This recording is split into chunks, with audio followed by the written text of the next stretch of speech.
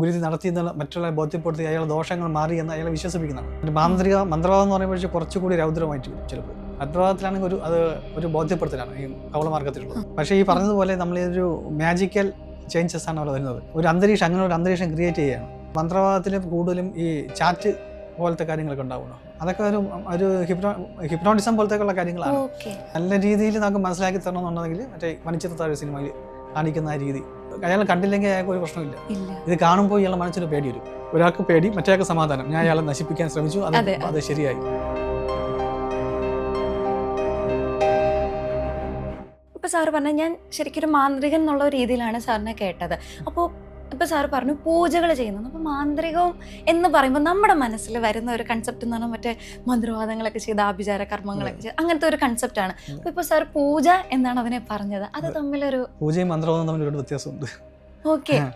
പൂജ മന്ത്രവാദം എന്ന് പറയുമ്പോഴത്തേക്ക് കവളമാർഗ പ്രകാരം ഉള്ള ഒരു രീതിയാണത്. അതായത് മന്ത്രവാദം എന്ന് പറയുമ്പോഴത്തേക്ക് നമുക്ക് പിന്നെ മറ്റൊരാളുടെ പ്രശ്നങ്ങളെ ഉണ്ടായിരുന്നു എന്ന് അയാളെ ബോധ്യപ്പെടുത്തി അയാളിൽ നിന്ന് ആ പ്രശ്നങ്ങൾ മാറ്റുന്ന രീതിയാണ്.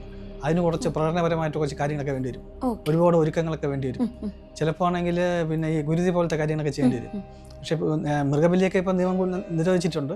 അതൊന്നുമില്ല. പക്ഷെ അതിന് പകരമായിട്ട് നമ്മൾ ഈ കുമ്പളങ്ങ പോലത്തെ കാര്യങ്ങളൊക്കെ വെച്ചിട്ട് ഗുരുതിയൊക്കെ കൊടുത്ത് ഇങ്ങനെ ഒരു ഗുരുതി നടത്തിയെന്നുള്ള മറ്റുള്ള ബോധ്യപ്പെടുത്തി അയാൾ ദോഷങ്ങൾ മാറി എന്ന് അയാളെ വിശ്വസിപ്പിക്കുന്നതാണ്. അതായത് ഒരു തരത്തിൽ പറഞ്ഞാൽ ഇത് അവരുടെ ഒരു സൈക്കോളജിക്കലി അവരെ ഓക്കെ ആക്കുന്നതാണ് മന്ത്രവാദം. പക്ഷെ പൂജ എന്ന് വെച്ചാൽ അങ്ങനെയല്ല. പൂജ എന്ന് വെച്ചാൽ നമ്മൾ സാധാരണ ഒരു വീട്ടിലെ ഒരു പോസിറ്റീവ് അന്തരീക്ഷം ക്രിയേറ്റ് ചെയ്യാൻ വേണ്ടിയിട്ട് നമ്മൾ ദൈവത്തിന് ചെയ്യുന്ന ഈ അർച്ചനയും മറ്റ് താന്ത്രിക വിധി പ്രകാരമുള്ള കാര്യങ്ങളാണ്. അതിന് തമ്മിൽ ഒരുക്കത്തിലും വ്യത്യാസം ഉണ്ടാവും, ചെയ്യുന്ന രീതിക്കൊക്കെ വ്യത്യാസം ഉണ്ടാവും. പൂജയ്ക്ക് എപ്പോഴും ഒരു സമാധാനത്തിൻ്റെ ഒരു അന്തരീക്ഷമായിരിക്കും പൂജ.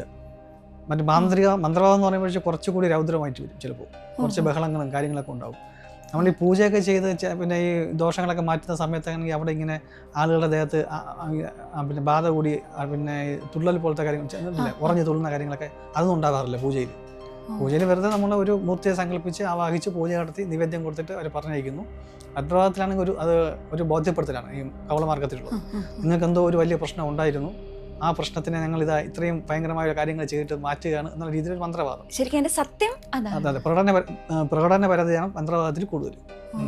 അതും സൈക്കോളജി വെച്ച് നോക്കുകയാണെങ്കിൽ മനുഷ്യരെ പറഞ്ഞ് ബോധ്യപ്പെടുത്തുന്ന ഒരു ഇതാണ്. അതായത് ഒരു പ്രശ്നമില്ലാത്ത ഒരാളെ ഡോക്ടറിന്റെ അടുത്ത് ചെല്ലുമ്പോൾ ഡോക്ടർ ഒരു വൈറ്റമിൻ ഗുളിക കൊടുത്താലും ആളുടെ രോഗം മാറി എന്നുള്ളൊരു തോന്നൽ വരുത്തിക്കുക. ഓക്കെ. അപ്പൊ ശരിക്കും ഇപ്പൊ മന്ത്രവാദത്തില് നമ്മളിപ്പം യക്ഷിയെ ഒഴിപ്പിക്കുക അല്ലെങ്കിൽ പിന്നെന്തായിരുന്നു അതുപോലെ ഇപ്പൊ നരബലിയൊക്കെ ഒരു മന്ത്രവാദത്തിന്റെ ഭാഗമാണല്ലോ ബേസിക്കലി. അപ്പൊ അതിലൊക്കെ അവര് പറയുന്ന ഒരു റീസൺ അല്ലെങ്കിൽ അവർ പറഞ്ഞ് ബോധ്യപ്പെടുത്തുന്നെന്ന് പറഞ്ഞാൽ ഇത് ചെയ്തത് വഴി ഇങ്ങനെ എന്തൊക്കെയോ ഇപ്പം പ്രേതത്തെ ഒഴിപ്പിക്കുന്നാണെങ്കിൽ ഒരു ബാധ അതിൽ നിന്ന് ഇപ്പൊ സാറ് തന്നെ പറഞ്ഞ പോലെ ബാധ ഒഴിപ്പിക്കും. അപ്പൊ ആക്ച്വലി അവിടെ ഈ പറഞ്ഞ പോലെ തന്നെ ഒരു കണ്ണിൽ പൊടിയിടുന്ന ഒരു പരിപാടിയാണോ അതോ ശരിക്കും അങ്ങനെ എന്തെങ്കിലും അവിടെ സംഭവിക്കുന്നുണ്ടോ? ശരിക്കും ഒരു മാറ്റം അവിടെ സംഭവിക്കുന്നുണ്ട്. പക്ഷേ ഈ പറഞ്ഞതുപോലെ നമ്മളൊരു മാജിക്കൽ ചേഞ്ചസ് ആണ് അവിടെ വരുന്നത്. അങ്ങനെ ഒരു അന്തരീക്ഷം ക്രിയേറ്റ് ചെയ്യുകയാണ്. നമുക്ക് തന്നെ തോന്നും. ഞാൻ മന്ത്രവാദം ചെയ്തിട്ടില്ല, പക്ഷെ അതിനെപ്പറ്റി കുറെ പഠിച്ചിട്ടുണ്ട്, കണ്ടിട്ടൊക്കെ ഉണ്ട്. അതാണ് അതിലും പിന്നെ ഈ മന്ത്രവാദത്തിൽ കൂടുതലും ഈ ചാറ്റ് പോലത്തെ കാര്യങ്ങളൊക്കെ ഉണ്ടാവുന്നു. ചാറ്റ് പാട്ടെന്ന് പറയും. അത് ആ പാട്ട് പാടിയൊക്കെ ബാധയെ ആവാഹിച്ച് വരുത്തിയിട്ട് അത് ഈ പറഞ്ഞ ആളിൻ്റെ ദേഹത്ത് കയറി അയാൾ ഉറഞ്ഞു തുള്ളി പിന്നീട് ഇവർ സത്യം ചെയ്ത് ഒഴിഞ്ഞു പോകുന്നതായിട്ടൊക്കെയാണ്. അതൊക്കെ ഒരു ഹിപ്നോട്ടിസം പോലത്തേക്കുള്ള കാര്യങ്ങളാണ്.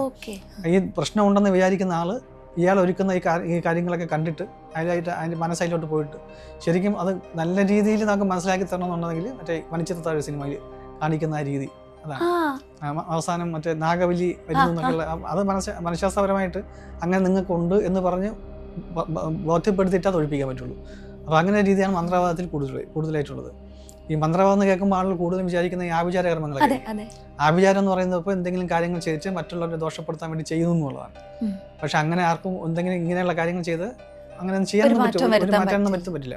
പക്ഷെ വിശ്വസിപ്പിക്കാൻ പറ്റും. അതായത് ഈ ചെയ്യുന്ന ആളുണ്ടല്ലോ, ചെയ്യിപ്പിക്കുന്ന ആള്, എനിക്കൊരു ശത്രുവുണ്ട്, അയാൾക്ക് ദോഷം വരുത്തണം എന്ന് പറഞ്ഞിട്ട് ഒരു മന്ത്രവാദിയെ സമീപിക്കുന്നു. അപ്പോൾ അയാളാണെങ്കിൽ ഇങ്ങനെയുള്ള എന്തെങ്കിലും കാര്യങ്ങൾ ചെയ്തിട്ട് നിങ്ങളുണ്ട് അവിടെ എന്തെങ്കിലും ചെയ്താൽ മതി എന്ന് പറയും. പക്ഷെ അത് ഈ ആരെ ഉദ്ദേശിച്ചാണോ ചെയ്യുന്നത് അയാൾ ഇത് കാണുന്നതിന് മാത്രമേ അയാൾക്ക് പ്രശ്നം ഉണ്ടാവും. എന്തെങ്കിലും കൊണ്ട് വീട്ടിന് അവിടെ കൊണ്ടിട്ടിരിക്കുന്നു, നാരങ്ങ കൊണ്ടിട്ടിരിക്കുന്നു, അത് അയാൾ കണ്ടില്ലെങ്കിൽ അയാൾക്ക് ഒരു പ്രശ്നമില്ല. ഇത് കാണുമ്പോൾ ഇയാളുടെ മനസ്സിൽ പേടി വരും. ആരോ എന്തോ കൂടോത്രം ചെയ്ത് വെച്ചിരിക്കുകയാണ്. ഇനി അപ്പോൾ പിന്നീട് തൊട്ട് അയാൾക്ക് ചെയ്യുന്ന കാര്യങ്ങളിലൊക്കെ ഈ മനസ്സിന്റെ ഒരു കോൺസെൻട്രേഷനൊക്കെ പോകും.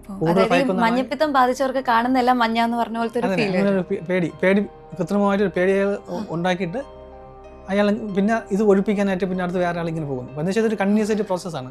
ശരിക്കും ഇങ്ങനെ ഒരു സംഭവം ഇല്ല. നമുക്ക് ആർക്കും നമുക്കൊരു നാരങ്ങ ചോദിച്ചു കൊടുത്ത് ഒരാൾക്ക് വീട്ടിൻ്റെ മുന്നിൽ കൊണ്ടിട്ടെന്ന് വെച്ചിട്ട് അയാളൊന്നും നഷ്ടപ്പെട്ടു പോകുന്നുമില്ല.